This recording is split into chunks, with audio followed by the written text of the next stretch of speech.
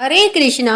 नवरात्रि के आज तीसरे दिन दुर्गा सप्तशती पाठ का श्रवण करते हैं और हमारी इस पाठ कथा श्रृंखला को आगे बढ़ाते हुए सुनते हैं दुर्गा सप्तशती पाठ के आज के अध्याय को। आज हम चौथे अध्याय का श्रवण करेंगे, तो आइए आज का अध्याय आरंभ करते हैं। दुर्गा सप्तशती पाठ अध्याय 4। श्री दुर्गाए नमः। चौथा अध्याय। इंद्रादि देवताओं द्वारा जगदम्बा की स्तुति। इस अध्याय में सिद्धि की इच्छा रखने वाले पुरुष जिनकी सेवा करते हैं और जिन्हें देवता सब ओर से घेरे रहते हैं, जया नाम की दुर्गा देवी का ध्यान करें। उनके श्री अंगों की चमक काले मेघ के समान श्याम है। वे अपने कटाक्षों से शत्रुओं को भयभीत करती है। उनके माथे पर चंद्रमा की रेखा शोभा पाती है। वे अपने हाथों में शंख, चक्र, कृपाण और त्रिशूल धारण करती है। उनके 3 नेत्र है। वे सिंह के कंधे पर चढ़ी हुई है और अपने तेज से तीनों लोकों को परिपूर्ण कर रही है। ऋषि बोले, अत्यंत पराक्रमी दुष्टात्मा महिषासुर तथा उसकी असुर सेना के देवी के हाथ से मारे जाने पर इंद्र आदि देवता प्रणाम के लिए गर्दन तथा कंधे झुकाकर उन भगवती दुर्गा की उत्तम वचनों द्वारा स्तुति करने लगे। उस समय उनके अंगों में अत्यंत हर्ष के कारण रोमांच हो आया था। देवता बोले, संपूर्ण देवताओं की शक्ति का समुदाय ही जिनका स्वरूप है तथा जो देवी शक्ति से संपूर्ण जगत में व्यापक है, समस्त देवताओं और महर्षियों की पूजनिया उन जगदम्बा को हम भक्ति पूर्वक नमस्कार करते हैं। वे हम लोगों का कल्याण करे। जिनके अनुपम प्रभाव और शक्ति का वर्णन करने का भगवान शेषनाग, ब्रह्मा जी तथा महादेव जी भी सामर्थ्य नहीं रखते। वे भगवती चंडिका संपूर्ण जगत का पालन और अशुभ भय का नाश करने का विचार करे। जो पुण्यात्माओं के घरों में स्वयं ही लक्ष्मी रूप से, पापियों के यहाँ दरिद्रता रूप से, विशुद्ध अंतःकरण वाले पुरुषों के हृदय में बुद्धि रूप से, कुलीन मनुष्य में लज्जा रूप से निवास करती है, उन आप भगवती दुर्गा को हम नमस्कार करते हैं। देवी, आप विश्व का पालन कीजिए। देवी, आपके इस अगम रूप का असुरों को नाश करने वाले महान पराक्रम तथा समस्त देवताओं और दैत्यों के समक्ष युद्ध में प्रकट किए हुए आपके अद्भुत चरित्रों का हम किस प्रकार वर्णन करें। आप संपूर्ण जगत की उत्पत्ति में कारण हैं। आप में सत्व, रज और तम ये तीनों गुण मौजूद है, तो भी दोषों के साथ आपका संसर्ग नहीं जान पाते। आप ही सबका आश्रय स्थान है। यह समस्त जगत आपका अंशभूत है, क्योंकि आप सबकी आदिभूता, अव्याकृता परा प्रकृति है। देवी, संपूर्ण यज्ञों में जिसके उच्चारण से सब देवता तृप्ति लाभ करते हैं, वह स्वः इसीलिए आप ही है। इसके अतिरिक्त आप पितरों की भी तृप्ति का कारण है, इसलिए सब लोग आपको स्वधा भी कहते हैं। देवी, जो मोक्ष की प्राप्ति का साधन है, अचिंत्य महावर्त स्वरूपा है। समस्त दोषों से रहित जितेंद्रिय तत्व को ही सार वस्तु मानने वाले तथा मोक्ष की कामना रखने वाले मुनि जन जिसका अभ्यास करते हैं, वह भगवती पराविद्या आप ही है। आप शब्द स्वरूपा है। अत्यंत निर्मल ऋग्वेद, यजुर्वेद तथा उदगीत के मनोहर पदों के पाठ से युक्त सामवेद का भी आधार आप ही है। आप देवी त्रयी, तीनों वेद और भगवती 6 ऐश्वर्यों से युक्त है। इस विश्व की उत्पत्ति एवं पालन के लिए आप ही वार्ता, कृषि एवं आजीविका के रूप में प्रकट हुई है। आप संपूर्ण जगत की घोर पीड़ा का विनाश करने वाली है। देवी, जिससे समस्त शास्त्रों के सार का ज्ञान होता है, वह मेधा शक्ति आप ही है। दुर्गम भव सागर से उतारने वाली नौका रूप दुर्गा देवी भी आप ही है। आप आसक्ति शून्य हैं। कैटभ के शत्रु भगवान विष्णु के वक्ष स्थल में एकमात्र निवास करने वाली भगवती लक्ष्मी तथा चंद्रशेखर द्वारा सम्मानित गौरी देवी भी आप ही है। आपका मुख मंद मुस्कान से सुशोभित, निर्मल, पूर्ण चंद्रमा के बिंब का अनुकरण करने वाला तथा उत्तम सुवर्ण की मनोहर कांति से कमनीय है। तो भी उसे देख कर महिषासुर को क्रोध हुआ और सहसा उसने उस पर प्रहार किया। यह बड़े आश्चर्य की बात है, क्योंकि क्रोध पूरित यमराज को देखकर भला कौन जीवित रह सकता है। देवी, आप प्रसन्न हो। परमात्मा स्वरूपा आपके प्रसन्न होने पर जगत का अभ्युदय होता है और क्रोध में भर जाने पर आप तत्काल ही कितने कुलों का सर्वनाश कर डालती है। यह बात अभी अनुभव में आई है, क्योंकि महिषासुर की यह विशाल सेना क्षण भर में आपके क्रोध से नष्ट हो गई है। सदा अभ्युदय प्रदान करने वाली आप जिन पर प्रसन्न रहती है, वे ही देश में सम्मानित है। उन्हीं को धन और कीर्ति की प्राप्ति होती है।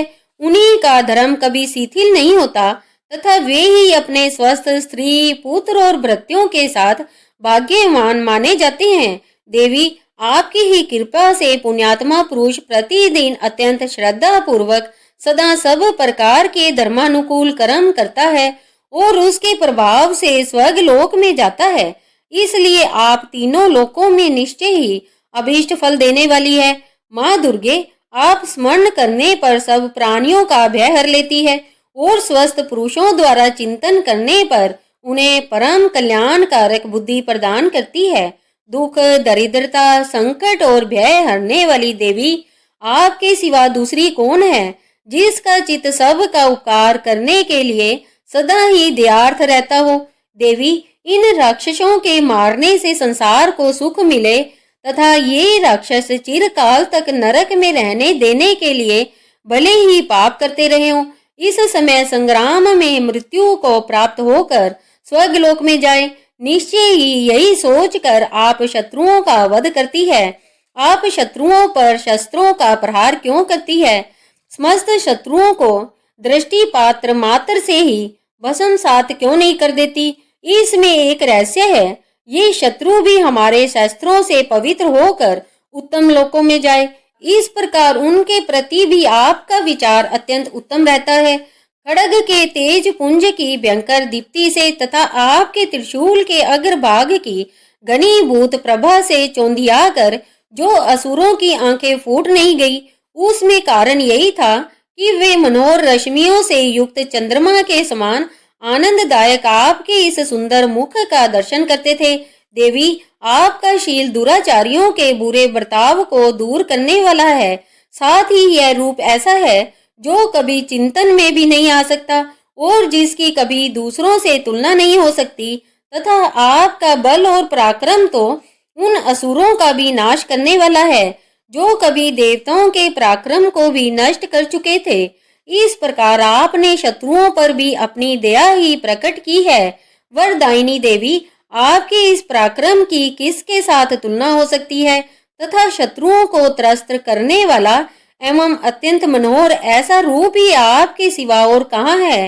हृदय में कृपा और युद्ध में निष्ठुरता, ये दोनों बातें तीनों लोकों के भीतर केवल आप में ही देखी गई है। हे माता, आपने शत्रुओं का नाश कर कर त्रिलोकी की रक्षा की है। उन शत्रुओं को भी रणस्थली में मार कर स्वर्गलोक में पहुंचाया है तथा उन्मत्त दैत्यों से प्राप्त होने वाले हम लोगों के भय को दूर कर दिया है। आपको हमारा नमस्कार है। देवी, आप शूल से हमारी रक्षा करे, जगत धात खड्ग से हमारी रक्षा करे तथा घंटे की ध्वनि और धनुष के टंकार से भी आप हम लोगों की रक्षा करे। चंडिके, पूर्व, पश्चिम और दक्षिण दिशा में आप हमारी रक्षा करे तथा हे ईश्वरी, अपने त्रिशूल को घुमाकर आप उत्तर दिशा में भी हमारी रक्षा करे। तीनों लोकों में आपके जो परम सुंदर एवं अत्यंत भयंकर रूप विचरते रहते हैं, उनके द्वारा भी आप हमारी तथा इस पृथ्वी की रक्षा करे।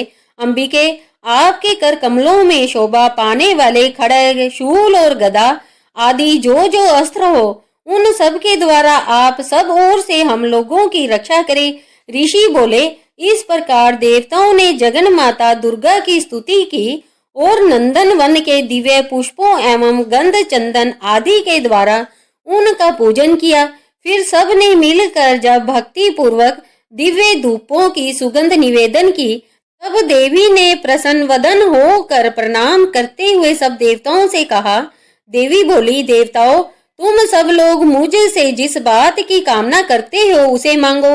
देवता बोले, भगवती ने हमारी सब इच्छा पूर्ण कर दी है, अब कुछ भी बाकी नहीं है।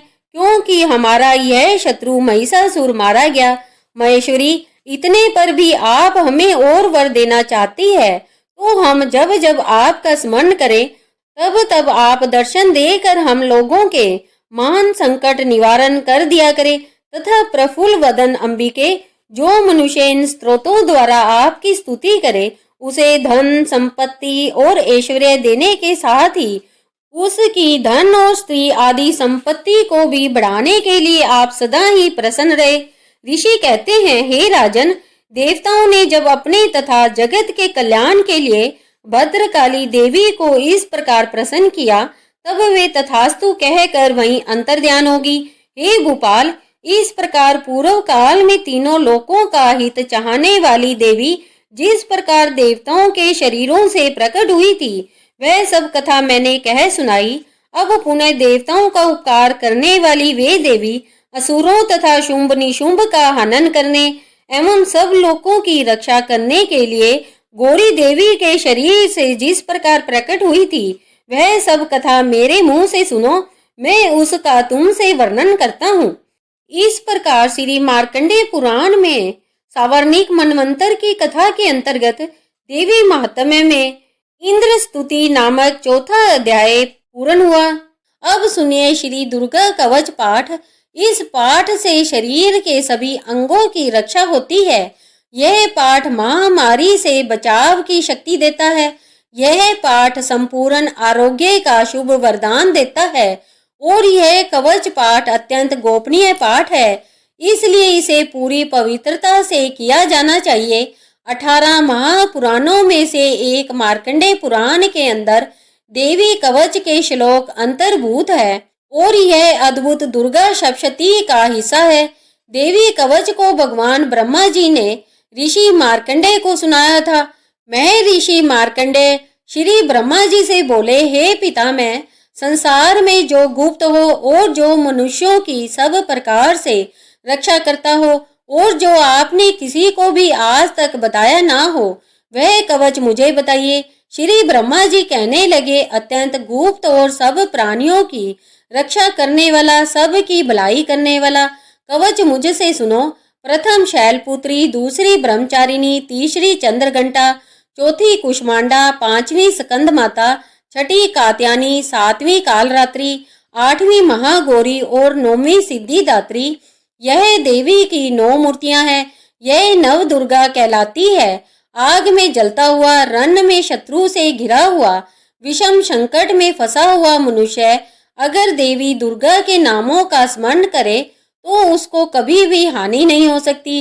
रण में उसके लिए कुछ भी आपत्ति नहीं होती और ना उसे किसी प्रकार का कोई दुख या डर ही होता है। हे देवी, जिसने श्रद्धा पूर्वक तुम्हारा स्मरण किया है उसकी वृद्धि होती है और जो तुम्हारा चिंतन करते हैं उनकी तुम निसंदेह रक्षा करने वाली हो।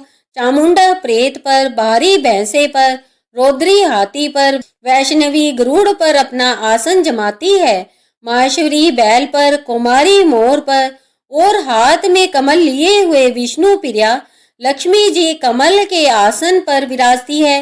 बैल पर बैठी हुई ईश्वरी देवी ने श्वेत रूप धारण कर रखा है और सब प्रकार के आभूषणों से विभूषित ब्रह्मी देवी हंस पर बैठती है और इस प्रकार यह सब देवियां सब प्रकार के योगों से युक्त और अनेक प्रकार के रत्न धारण किए हुए हैं। भक्तों की रक्षा के लिए संपूर्ण देवियां रथ में बैठी और क्रोध में भरी हुई दिखाई देती है तथा चक्र, गदा, शक्ति, हल, मूसल, केटक और तोमर, परशु तथा पास, भाला और त्रिशूल और उत्तम सारंग आदि शस्त्रों को दैत्यों के नाश के लिए और भक्तों की रक्षा करने के लिए, देवताओं के कल्याण के लिए धारण किए हुए हैं। हे महारौद्रे, अत्यंत घोर पराक्रम, महान बल और महान उत्साह वाली देवी, आपको मैं नमस्कार करता हूँ। हे देवी, आपका दर्शन दुर्लभ है और आप शत्रुओं के भय को बढ़ाने वाली है। हे जगदम्बिके, मेरी रक्षा करो। पूर्व दिशा में इंद्रिय शक्ति मेरी रक्षा करे, अग्नि कोण में अग्नि शक्ति, दक्षिण दिशा में बारी देवी और नृत्य कोण में खटक धारिणी देवी मेरी रक्षा करे। पश्चिम दिशा में वारुणी, वायु कोण में मरगवाहिनी, उत्तर दिशा में कौमारी और ईशान कोण में शूलधारिणी देवी मेरी रक्षा करे। ब्राह्मणी ऊपर की ओर से मेरी रक्षा करे और वैष्णवी देवी नीचे की ओर मेरी रक्षा करे और इसी प्रकार शव पर बैठी चामुंडा देवी दसों दिशाओं में मेरी रक्षा करे। जया देवी आगे, विजय पीछे की ओर, अजीता बाईं ओर, अपराजिता दाहिनी ओर मेरी रक्षा करे। गोतनी देवी शिखा की रक्षा करे तथा उमा मेरे मस्तक पर विराजमान होकर मेरी रक्षा करे। इसी प्रकार ललाट की मालाधारी देवी रक्षा करे और यशस्विनी देवी मेरी भौहों की रक्षा करे। भौहों के मध्य भाग में त्रिनेत्रा नथुनों की यमघंटा देवी रक्षा करे। नेत्रों के मध्य में शंखिनी देवी और द्वारवासिनी देवी कानों की रक्षा करे। कपोलों की कालिका देवी और कानों के मूल भाग की भगवती शांकारी रक्षा करे। सुगंधा नासिका में और चर्चिका, ऊपर के होंठ में अमृत कला, नीचे के होंठ की सरस्वती देवी जीव की रक्षा करे। कुमारी देवी दांतों की और चंडिका कंठ स्थान की रक्षा करे। चित्रघंटा गले की गुटकी की और महामाया तालू में रहकर रक्षा करे। कामाक्षी ठोड़ी की और सर्वमंगला मेरी वाणी की रक्षा करे। भद्रकाली गर्दन में और धनुर्धरी मेरुदंड की रक्षा करे। कंठ के भारी भाग की नीलग्रीवा और कंठ की नाली की नलकुबरी रक्षा करे। दोनों कंधों में खड़गनी और मेरी दोनों भुजाओं की रक्षा वज्रधारिणी करे। दोनों हाथों की दंडनी और अंगुलियों की अंबिका रक्षा करे। सुलेश्वरी नखों की रक्षा करे। कुलेश्वरी कोख में रहकर रक्षा करे। महादेवी दोनों स्तनों की और शोक विनाशिनी देवी मन की रक्षा करे। ललिता देवी हृदय में और शूलधारिणी पेट में रहकर मेरी रक्षा करे। नाभि की कामिनी और गुह स्थान की गुहेश्वरी रक्षा करे। पूतना और कामिनी लिंग की और महिषवाहिनी गुदा की रक्षा करे। भगवती कमर की और विंध्यवासिनी घुटनों की रक्षा करे। संपूर्ण कामनाओं को देने वाली महाबली देवी दोनों जंघाओं की रक्षा करे। नारसिंगी दोनों एड़ियों की और तेजस्वी देवी दोनों पांवों के ऊपरी भाग की रक्षा करे। श्री देवी पैरों की उंगलियों में और स्थलवासिनी पैरों के तलवों की रक्षा करे। दृष्टा कराली देवी नखों की और उदर केशिनी देवी बालों की रक्षा करे। रोमा बलियों के छेदों की कोबेरी और त्वचा की बागेश्वरी देवी रक्षा करे। पार्वती देवी रक्त, मज्जा, बसा, मांस, हड्डी और मैदे की रक्षा करे। आंतों की काल रात्रि और पित्त की मुकेटेश्वरी रक्षा करे। मूलाधार आदि पद्म कोशों में पद्मावती और कफ में चूड़ामणि देवी स्थित होकर रक्षा करे। नखों के तेज की ज्वालामुखी रक्षा करे। अभेद्या देवी समस्त शरीर में जहाँ जहाँ जोड़ है उन सब जोड़ों की रक्षा करे। ब्राह्मणी मेरे वीर्य की रक्षा करे। छत्रेश्वरी छाया की तथा धर्म धारिणी देवी मेरे अहंकार, मन और बुद्धि की रक्षा करे। वज्रहस्ता देवी मेरे प्राण, अपान, व्यान, उदान और समान इन पांचों वायु की रक्षा करे। कल्याण शोभना मेरे प्राण की रक्षा कर कर मुझे दीर्घायु बनावे। रस, रूप, गंध, शब्द और स्पर्श इन विषयों का अनुभव करते समय योगिनी देवी रक्षा करे तथा सतोगुण, रजोगुण और तमोगुण की रक्षा सदा नारायणी देवी करे। बाहरी आयु की रक्षा करे तथा वैष्णवी धर्म की रक्षा करे। चक्रनी देवी यश, कीर्ति, लक्ष्मी, धन और विद्या की रक्षा करे। इंद्राणी आप मेरे गोत्र की रक्षा करे। हे चंडिके आप मेरे पशुओं की रक्षा करे। महालक्ष्मी मेरे पुत्रों की रक्षा करे और भैरवी मेरी पत्नी की रक्षा करे। मेरे रास्ते की सुपथा तथा दुर्गम मार्ग की क्षेम करी रक्षा करे। राजा के दरबार में महालक्ष्मी रक्षा करे तथा सब और व्याप्त रहने वाली विजया देवी सब प्रकार से मेरी रक्षा करे। हे देवी जो स्थान इस कवच पाठ में नहीं कहा गया है अतएव रक्षा से रहित है वह सब तुम्हारे द्वारा सुरक्षित हो क्योंकि तुम विजयशालिनी और पापनाशिनी हो। यदि अपने आप का भला चाहे तो मनुष्य बिना कवच के कहीं एक पग भी न जाए, कवच का पाठ कर कर ही यात्रा करे। नित्य कवच के पाठ के बाद सब ओर से ही सुरक्षित मनुष्य जहाँ जहाँ भी जाता है वहाँ वहाँ उसे धन लाभ होता है तथा सारी कामनाओं की सिद्धि करने वाली विजय की प्राप्ति होती है। वह जिस जिस अभीष्ट वस्तु का चिंतन करता है उसको निश्चय ही प्राप्त करता है। वह पुरुष इस पृथ्वी पर अतुलनीय महान ऐश्वर्य का भागी होता है। कवच से सुरक्षित मनुष्य निडर हो जाता है, संग्राम में उसकी पराजय नहीं होती तथा वह तीनों लोकों में पूजनीय होता है। देवी का यह कवच देवताओं के लिए भी दुर्लभ है। जो प्रतिदिन नियम पूर्वक प्रातः, दोपहर तथा सायंकाल को श्रद्धा के साथ इसका पाठ करता है उसे देवी कला प्राप्त होती है तथा वह तीनों लोकों में कहीं भी पराजित नहीं होता। वह अकाल मृत्यु रहित हो 100 से अधिक वर्षों तक जीवित रहता है। लूता, चेचक, कोढ़ आदि उसकी संपूर्ण व्याधियां नष्ट हो जाती है। स्थावर, जंगम, कृत्रिम विष ये सभी प्रकार के विष दूर हो जाते हैं, उनका कोई असर उस पर नहीं होता। इस पृथ्वी पर मारन, मोहन आदि जितने अभिचारक प्रयोग होते हैं तथा इस प्रकार के जितने मंत्र यंत्र होते हैं वे सब इस कवच को हृदय में धारण कर लेने पर उस मनुष्य को देखते ही नष्ट हो जाते हैं। पृथ्वी पर विचरने वाले आकाशचारी, जल से प्रकट होने वाले, उपदेश मात्र से होने वाले भूत आदि, अपने जन्म के साथ प्रकट होने वाले देवता, कुल देवता, माला, कंठमाला आदि, डाकिनी, शाकिनी, अंतरिक्ष में विचरने वाली अत्यंत बलवती भयानक चुड़ैले, ग्रह, भूत, पिशाच, यक्ष, गंधर्व, राक्षस, ब्रह्म राक्षस, बेताल, कुष्मांड और भैरव आदि अनिष्ट करने वाले देवता भी हृदय में कवच धारण किए रहने पर उस मनुष्य को देखते ही भाग जाते हैं। कवचधारी पुरुष को राज्य में सम्मान और उन्नति की प्राप्ति होती है। यह कवच मनुष्य के तेज को बढ़ाने वाला और अति उत्तम है। कवच का पाठ करने वाला पुरुष अपनी कीर्ति से विभूषित पृथ्वी तल पर अपने सुयश के साथ साथ वृद्धि को प्राप्त होता है। जो पहले कवच का पाठ कर कर उसके बाद दुर्गा सप्तशती का पाठ करता है उसकी जब तक वन, पर्वत और काननों सहित यह पृथ्वी टिकी है, पृथ्वी पर पुत्र, पौत्र आदि संतान परंपरा बनी रहेगी। फिर देहांत होने पर वह पुरुष भगवती महामाया के प्रसाद से उस नित्य परम पद को प्राप्त होता है जो देवताओं के लिए भी दुर्लभ है। वह सुंदर दिव्य रूप धारण करता और कल्याण में शंकर के साथ आनंद का भागी होता है। श्री दुर्गा कवच पाठ समाप्त। सभी प्रेम से बोलो माता रानी की जय। प्रिय श्रोताओं, आपको यह दुर्गा सप्तशती का चौथा अध्याय कैसा लगा? हमें आशा है कि यह चतुर्थ अध्याय आपको अच्छा लगा होगा।